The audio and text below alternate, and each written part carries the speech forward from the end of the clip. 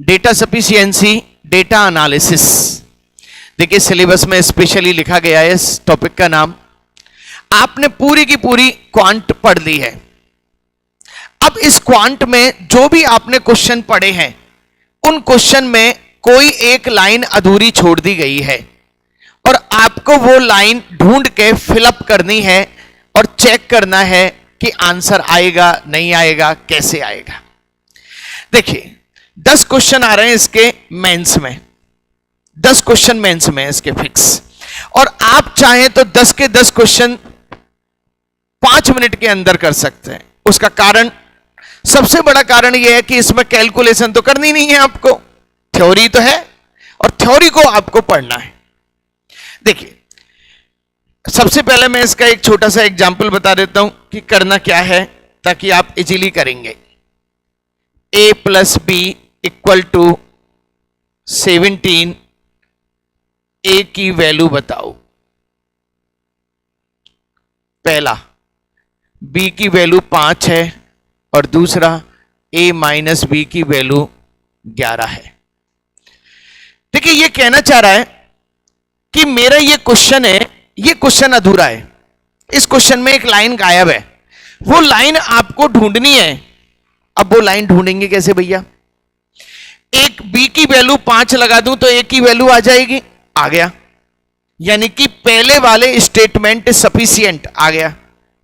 अब दूसरा statement a minus B equal to 11, मेरा रूल कहता है इक्वेशन का, दो इक्वेशन है, दो वेरिएबल है, सॉल्व तो होगा ही होगा। इसका मतलब इससे भी आ गया, समझ में आ गया खेल? यानी कि इसका आंसर 1 से भी आ सकता है और इससे भी आ सकता है। चलिए अब ऑप्शन की तलाश करते हैं। ऑप्शन कैसे देने? Statement A, neither statement 1 nor statement 2। यदि पहले से भी नहीं आता है, दूसरे से भी नहीं आता है, तो स्टेट आंसर क्या देना है? A. B, statement second alone sufficient, केवल और केवल सेकंड से आता है, फर्स्ट से नहीं आता है, तो आंसर क्या देना है? बी। आइदर स्टेटमेंट 1 और statement 2 by itself is sufficient to answer the question. Either और रीजनिंग में भी पढ़ा होगा आपने, या तो पहले से आता है या इससे आता है, तो आंसर सी, इसका तो आंसर सी हो गया। D, both the statement are taken together, दोनों स्टेटमेंट को कंबाइंड करो, दोनों स्टेटमेंट को क्या करो? कंबाइंड करो, और कंबाइंड करके आंसर निकल रहा है, तो आंसर क्या देंगे? डी। स्टेटमेंट 1 अलोन, यदि केवल और केवल स्टेटमेंट 1 आ रहा है, तो आंसर क्या देंगे? ई। बोलो भाई clear? A B C D E सब पे लिंक दी हुई है और 10 क्वेश्चन चल रहे होंगे। ये सारे के सारे क्वेश्चन मेंस के हैं। चलें साहब, मेरे इस क्वेश्चन का आंसर क्या आ गया? सी। लिख दो फटाफट से, और सारे क्वेश्चन को लिखेंगे, चाहे 5 क्वेश्चन करेंगे लेकिन ढंग से करेंगे अपन। और बीच बीच में मैं आपको कॉन्सेप्ट बताऊंगा कि कितनी जल्दी क्वेश्चन सॉल्व हो सकते हैं। नंबर देने वाली चीज है साहब ये, इसको हर आदमी नहीं कर सकता, इसको वही कर सकता है जिसने पूरी क्वांट पढ़ी हुई है, ढंग से क्वेश्चन करे हुए हैं। इसलिए इंटेलिजेंट बच्चे के लिए नंबर देने वाली चीज हो गई।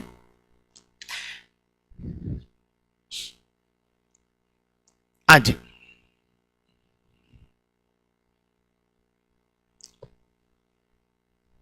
चले साहब, अब एक कॉन्सेप्ट और सिखा रहा हूं आपको, एक कॉन्सेप्ट सीखो। देखो मैंने आपको एक चीज बताई थी, 25% का मतलब क्या होता है? 25/100। इसका मतलब क्या होता है? 1/4। इसका मतलब क्या होता है? 1:4।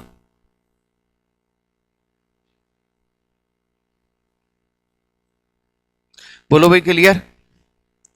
अब समझो, परसेंटेज, फ्रैक्शन और रेशो, ये तीनों एक ही होते हैं। तीनों को आपस में कन्वर्ट किया जा सकता है, लेकिन इन तीनों से एक्चुअल वैल्यू नहीं निकाली जा सकती। एक्चुअल वैल्यू निकालने के लिए एक लिंक लगानी पड़ती है। समझ में आ गया? आधे क्वेश्चन तो इसी पे मिल गए आपके। समझ में आ गया खेल? कोई व्यक्ति कहे परसेंटेज दे रखा है, रेशो निकालना है, निकाल लेंगे साहब, क्या दिक्कत है। लेकिन कोई व्यक्ति कहे रेशो दे रखा है और वैल्यू निकालनी है, नहीं निकाल सकते, पहले लिंक तो दो, और उसकी लिंक के लिए ऑप्शन से पकड़ेंगे। चलें साहब, क्वेश्चन नंबर 1, चलो क्वेश्चन नंबर 1,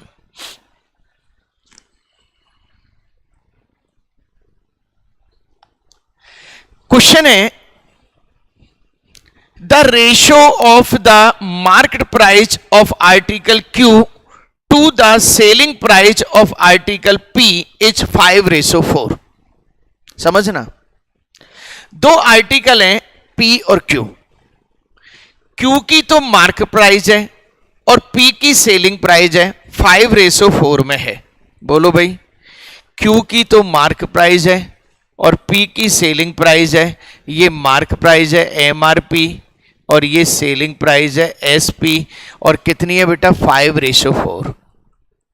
दो आइटम है।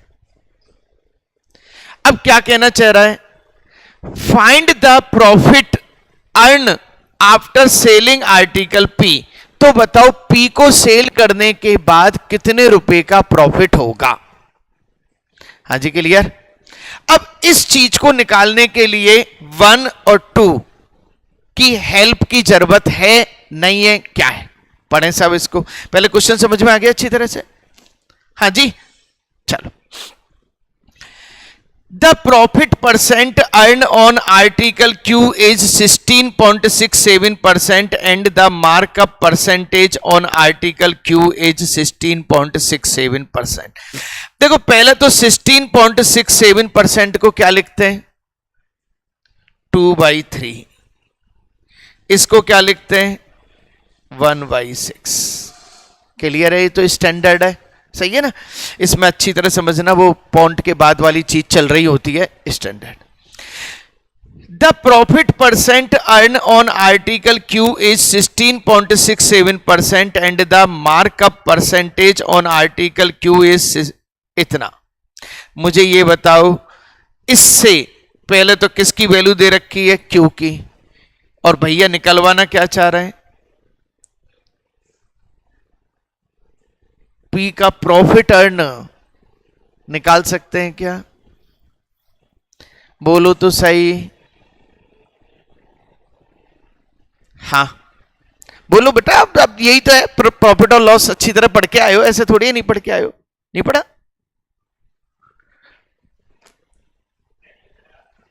अच्छा मेरे से नहीं पढ़ा, हाँ बताओ। नहीं निकाल सकते, खत्म करो। Second, the discount percentage on article P is 20% while total profit earned on both the article together is 66.67%। Discount percent on article P is 20%, P पर 20% डिस्काउंट दिया जाता है, जिससे दोनों आर्टिकल का प्रॉफिट 66.67% हो जाता है। बताओ भाई कैसे निकालेंगे, निकालो निकालो भाई, वो अगर निकाल सकते हैं तो निकाल के बताओ। अरे क्वेश्चन में एक छोटी सी लाइन दे रखी थी, रुपीज, लिंक कहां है, खत्म आंसर ए। मैंने कहा ना 5-5, 7-7 सेकंड के क्वेश्चंस होते हैं। किसमें चाहिए भैया को, रुपीज में। रुपीज निकल सकती है, यहां भी रेशो, यहां परसेंटेज, परसेंटेज और रेशो से रुपए निकल सकते हैं। जब तक लिंक नहीं हो, इसमें कहीं भी एक लिंक पकड़ा देता वो फिक्स वैल्यू नहीं है ना, फिक्स वैल्यू लिख डालो फटाफट से जल्दी। क्वेश्चन बहुत प्यारा क्वेश्चन है, जल्दी जल्दी करो, 5 क्वेश्चन से बिल्कुल क्लियर हो जाएगी कहानी। हाँ भाई,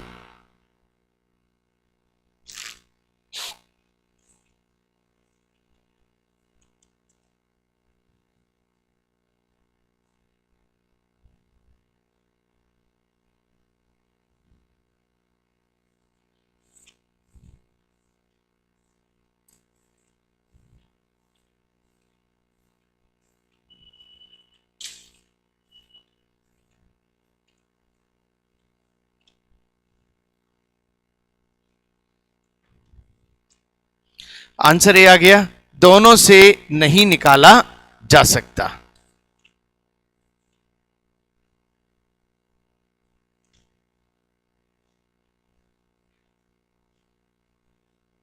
चले second thing,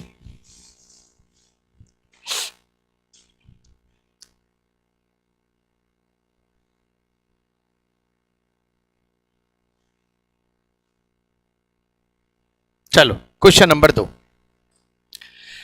set P and set Q contains 4 conjugative odd number and 4 conjugative even number. ये कह रहा है दो सेट हैं, एक सेट है P और एक सेट है Q। P के पास क्या है, ऑड नंबर है, और इसके पास क्या है, इवन नंबर है।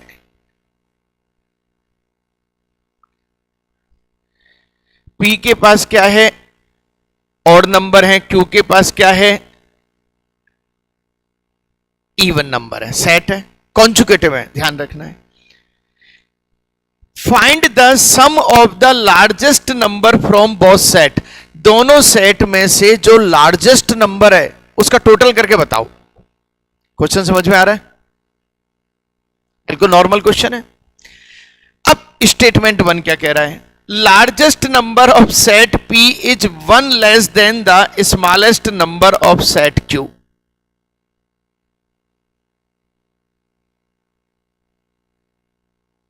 Largest number of set P,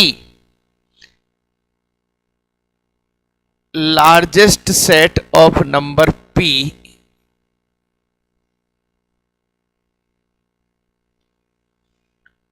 is 1 less than smallest number of set Q। यानी ये x है तो ये x माइनस 1 हो जाएगा, ये कहना चाह रहा है। भाई साहब इससे नंबरों का पता चला क्या? बोलो तो सही, क्रॉस, पता ही नहीं चल रहा नंबर कहां है। दूसरा लगा के देखो, the sum of the smallest number of both the sets together is 29। लगा के देखो इसको, the sum of the smallest number of both the sets together is 29।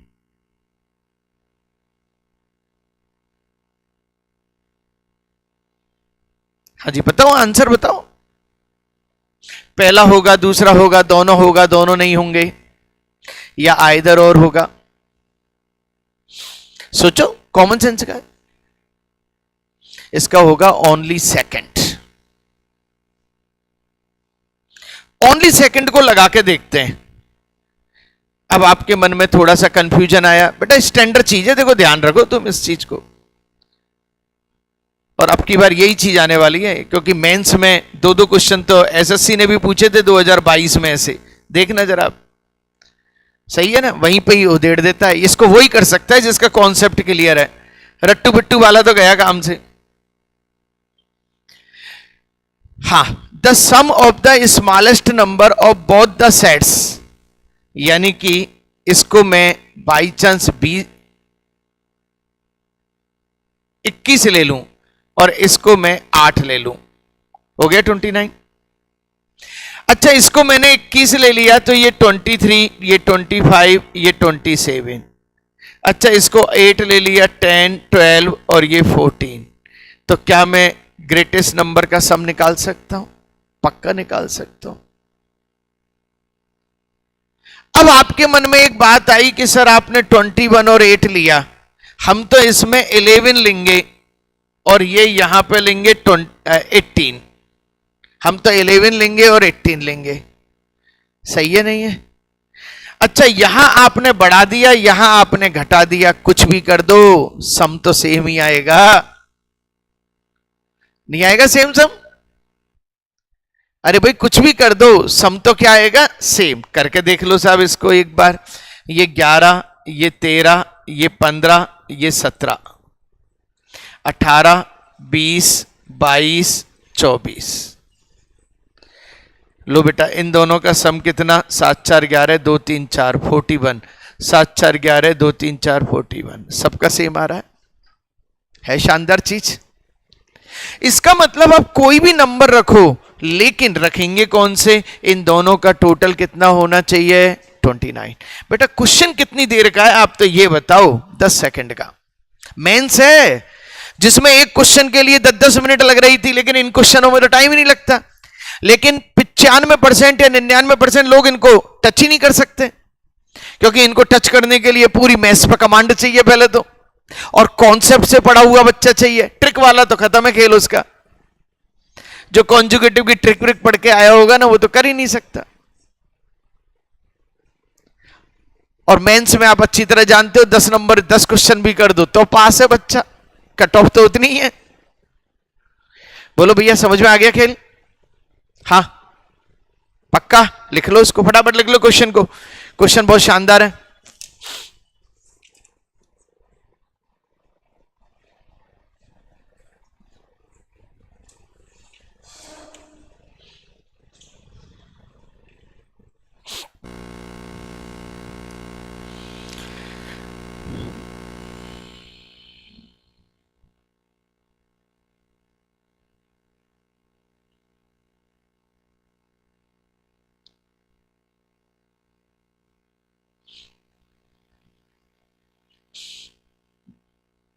और एक चीज और है, डीएस में लिमिटेड 20-25 तरह के क्वेश्चन है जो घूम रहे होते हैं। एक चीज ये और है, सही है?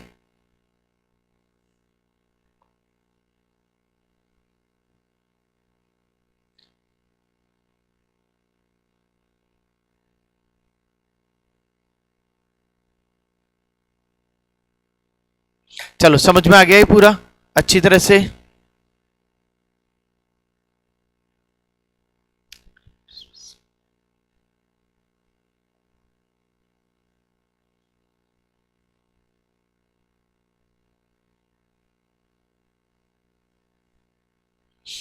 चले क्वेश्चन नंबर 3, रेडी? बिल्कुल समझ में आ गया खेल क्या कर रहे हैं अपन?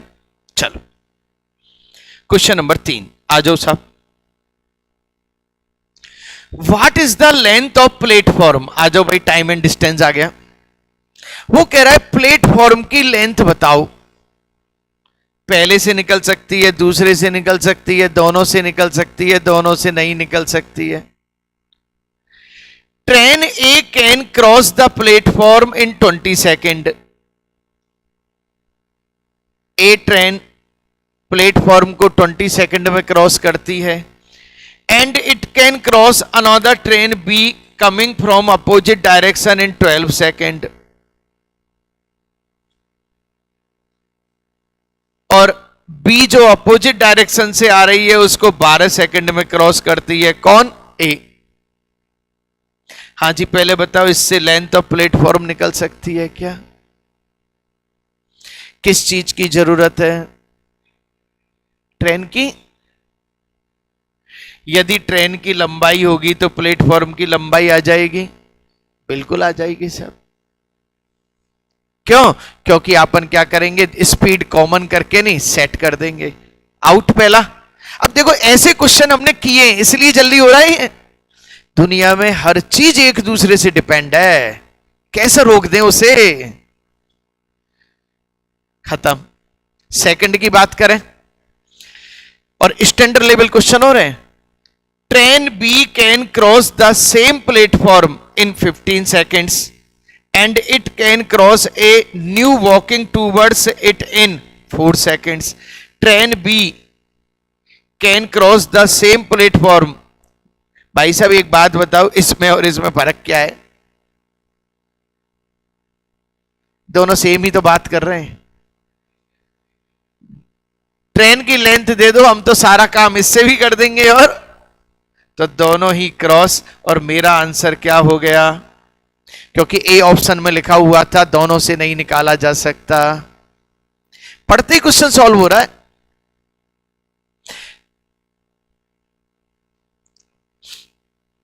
बोलो भाई क्लियर?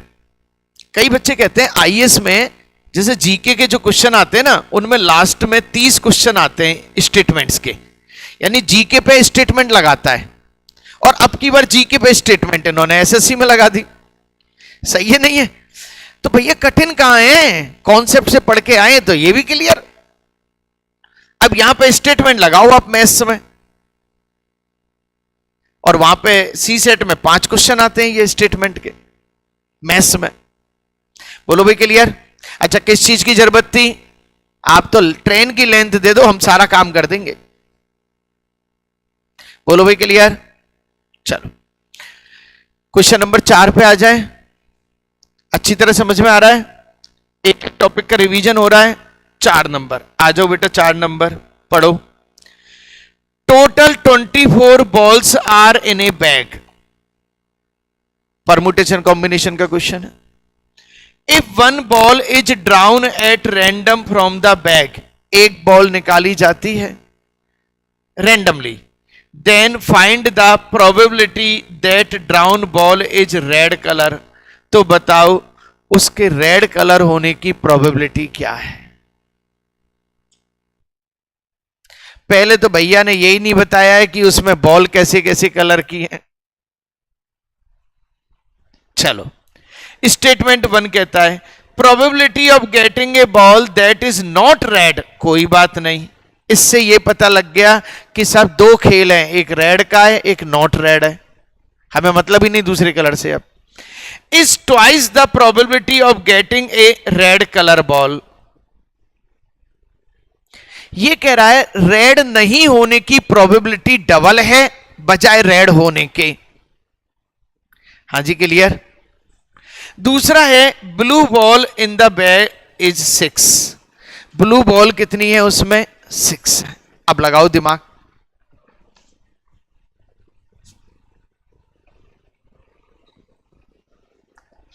हाँ जी लगाओ दिमाग लगाओ, आप ऐसे नहीं। अच्छा हकीकत में इसको परमुटेशन कॉम्बिनेशन की बजाय यदि कॉमन सेंस से भी सोचोगे तो भी आ जाएगा आपका इसका आंसर।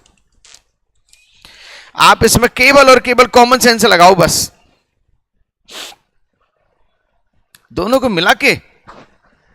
अच्छा बेटा एक बात बताओ, तुम कह रहे हो दोनों को मिला के, और मैं यो कहूं यदि मैं अकेले सेकंड से ही निकाल दूं तो, अकेले फर्स्ट से ही निकाल दूं तो?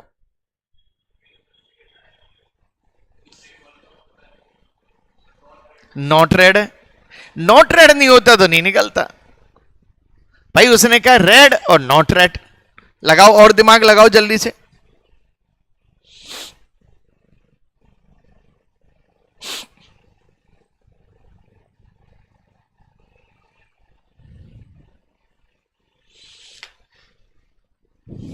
लगाओ बेटा दिमाग लगाओ, पढ़ के आए हो तुम सब लोग, ऐसे थोड़ी है। ये तो खूब 11 12th में खूब पढ़ाया जाता है। हाँ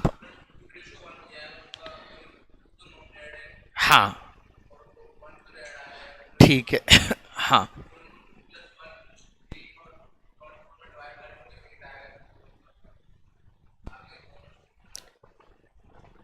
हे भगवान, यहां तक तो बिल्कुल पहुंच गया, 99% तो पहुंच गया। और 3/8 आ गया, 3/24 आ गया, आंसर सही हो गया इससे। मतलब एंड टाइम तक पहुंच गया, 99 तक पहुंच गया, और लास्ट में कंक्लूजन गलत दे दिया। यही आदत खराब है तुम्हारी। बेचारे ने मेहनत तो करी पूरी की पूरी चढ़ने की, और ऊपर से कूद के छलांग लगा ली। तुम्हारा सही है बिल्कुल, हाँ तुम्हारा बिल्कुल सही है। चलो अब इसको करें प्रोसेस से।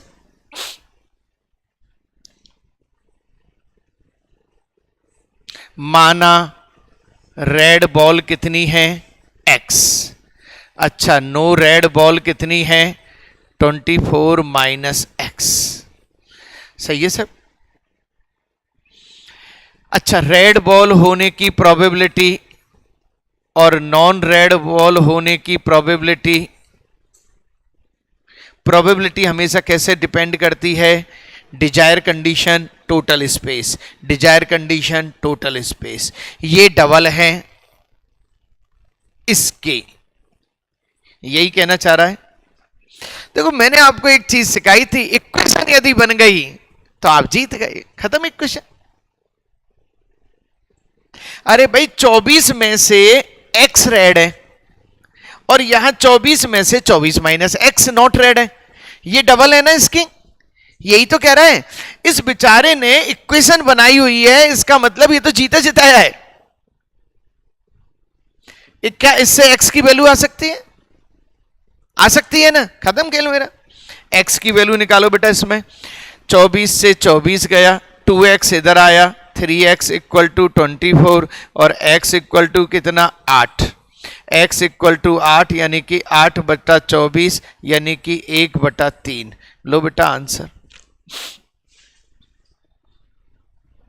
रेड की प्रोबेबिलिटी आ गई 1/3, यानी कि 3 बॉल निकालो 1 रेड निकलेगी आपकी। इसका मीनिंग यही है। कर दो सब, सॉल्व कर दो फटाफट। कॉपी में लिखते चलें, कॉपी में लिखते चलें।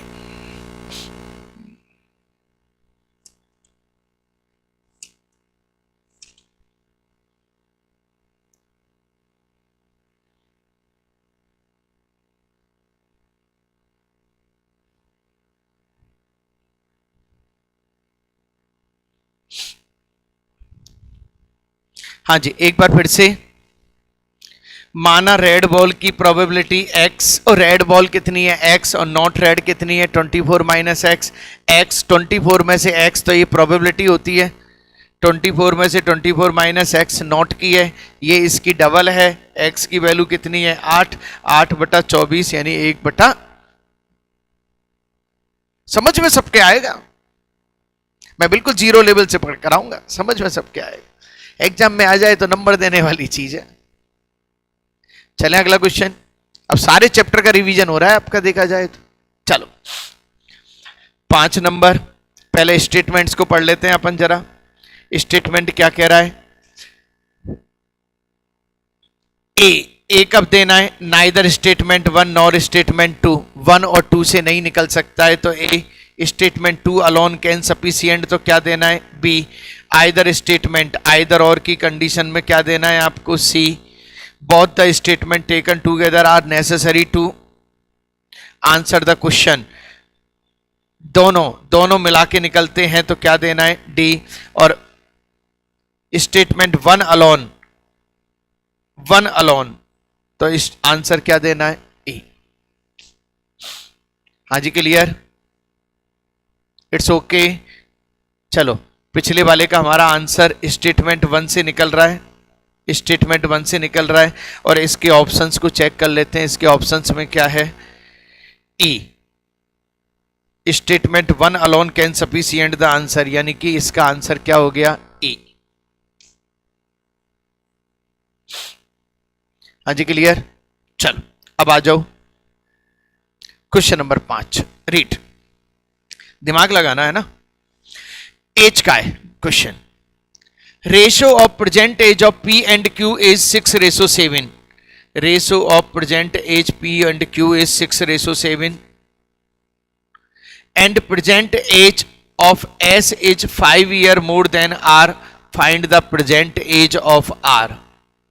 चलो सब, कौन कौन है आपके पास? P Q R S, 4 members हैं, सही है। Sum of the age of Q and R is 34 years और सम of the age of P Q R S is 71 years। Age of R is 6 years more than Q. चलो सब set करो।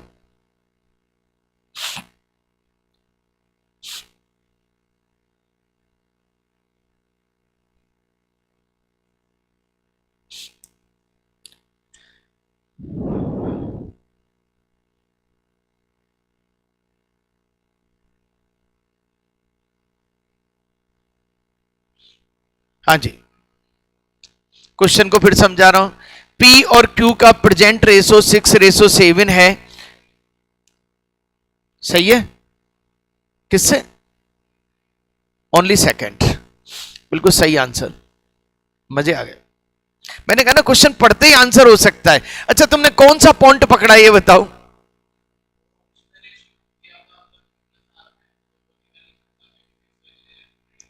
ठीक है,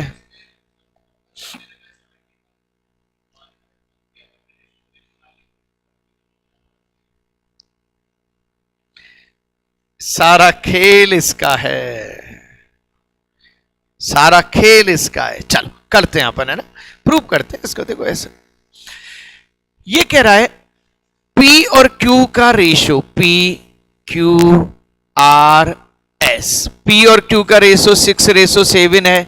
यहां तक सही है। चलो ये कह रहा है पी क्यू आर एस का टोटल 71 है, नहीं पता, अभी तो निकाल ही नहीं सकते। अच्छा एक और दे रखा है, हाँ, present age of S is 5 year more than R, 5 year more than R, सही है। यदि मैं इन सबका टोटल 71 करता हूं तो भी नहीं निकल सकता है, क्योंकि एक वेरिएबल ये रहा और एक इनका भी तो वेरिएबल चलेगा दूसरा, कैसे निकाल दोगे अब? अब नीचे वाली लाइन आ रही है, ये सबसे इंपॉर्टेंट पार्ट है, एज ऑफ आर एज। यदि मैं इन दोनों वेरिएबल की लिंकिंग इसके वेरिएबल से लगा दूं, खत्म, जीत गया मैं तो, एक ही वेरिएबल रह गया।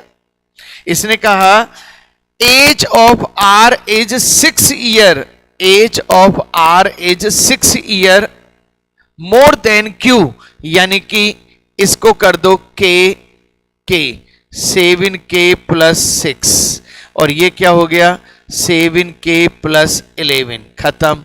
अब आपकी सारी कहानी के में हो गई, सारी कहानी किस में हो गई, के में। अब तो निकल जाएगा टोटल, पहले नहीं निकल सकता था, ध्यान रखना कि टोटल कर दो, क्योंकि एक वेरिएबल इसका और एक वेरिएबल, भाई साहब बहुत गहराई वाली चीजें हैं ये, बहुत गहराई वाली चीजें हैं। लेकिन मैथ्स का वो पोर्शन है कि इंटेलिजेंट बच्चों को और इंटेलिजेंट बना देता है। कैसे? कैलकुलेशन तो करनी नहीं है, और सिंपल आदमी कैलकुलेशन के क्वेश्चनों में लटका रहता है। इंटेलिजेंट जितने भी आईआईटीएन बच्चे जब देते हैं ना इस एग्जाम को, सबसे पहले डीएस पकड़ते हैं वो, तो भैया नंबर इनसे ही आ जाएंगे। तो आपका आंसर क्या हो गया, B, only and only second sufficient है, सेकंड से आंसर निकल जाएगा। उम्मीद, बोलो, लिख लो क्वेश्चन, जल्दी करो, 2 क्वेश्चन और करते हैं।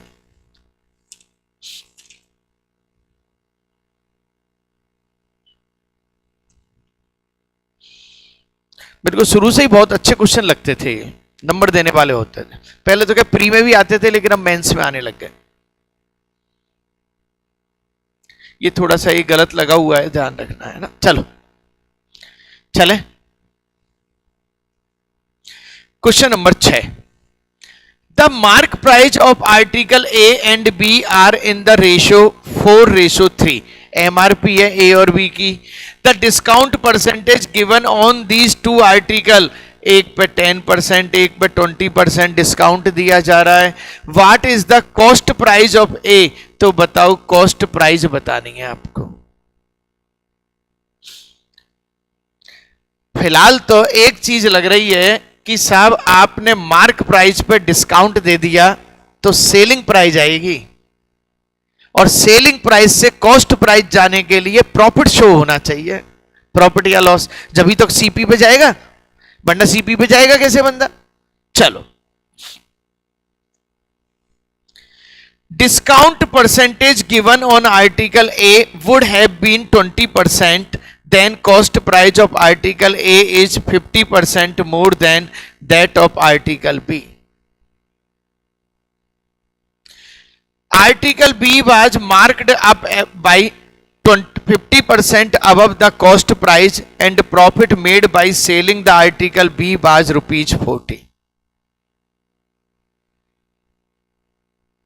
लगाओ दिमाग लगाओ, हाँ जी।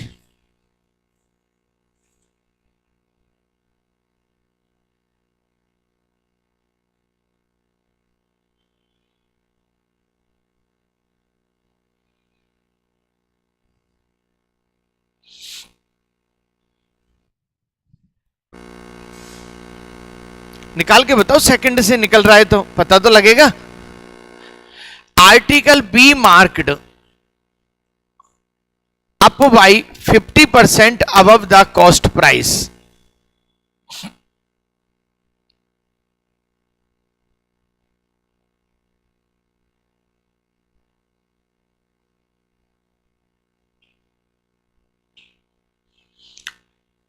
आर्टिकल बी 50%, 100 का क्या कर दिया 150, and the profit made by selling the article 40 rupees, इसको 100 मत लो, एक्स और ये कितना हो गया 1.5x cost price. And profit made by selling the article, and profit made by selling the article, and profit made by selling the article B बाच।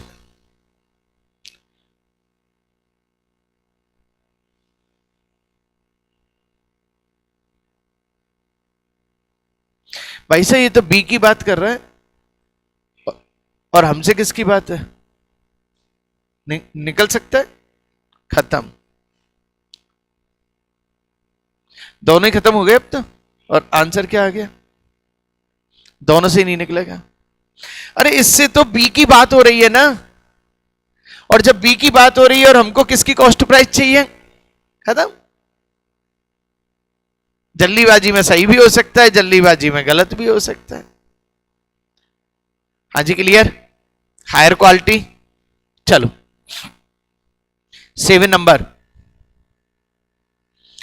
The average marks of Hindi, English, Mathematics and Science is 35 and maximum marks a student can obtain in each subject is 50.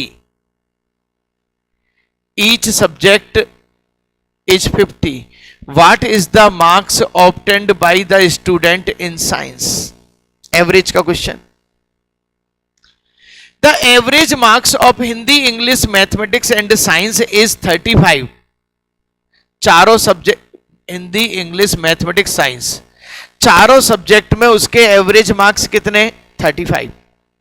Maximum marks can obtain each subject 50 में से 35 है। सीधी सी कहानी है।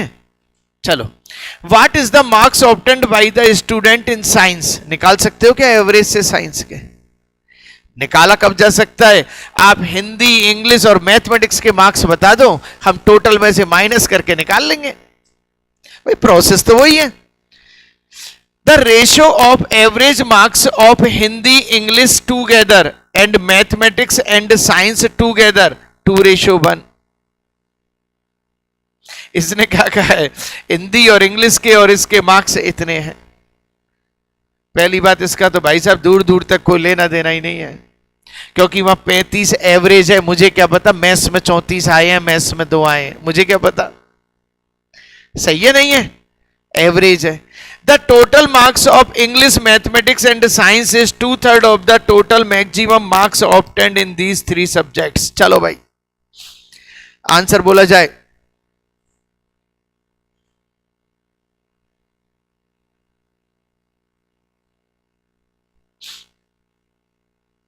पहला तो cross हो गया। अब सेकंड की, the total marks of Hindi, mathematics and science is. ओ भैया, इन तीनों सब्जेक्टों के टोटल मार्क्स आएंगे कहां से? आपके पास आएंगे कहां से? वो तो एवरेज है। खत्म answer.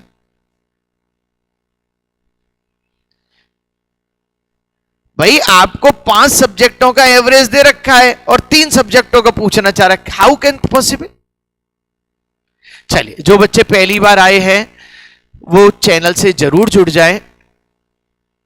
PYQ, bank, SSC, railway, CSET और राजस्थान एग्जाम्स, सभी के PYQ अवेलेबल हैं और आप ज्यादा से ज्यादा प्रैक्टिस कर सकते हैं।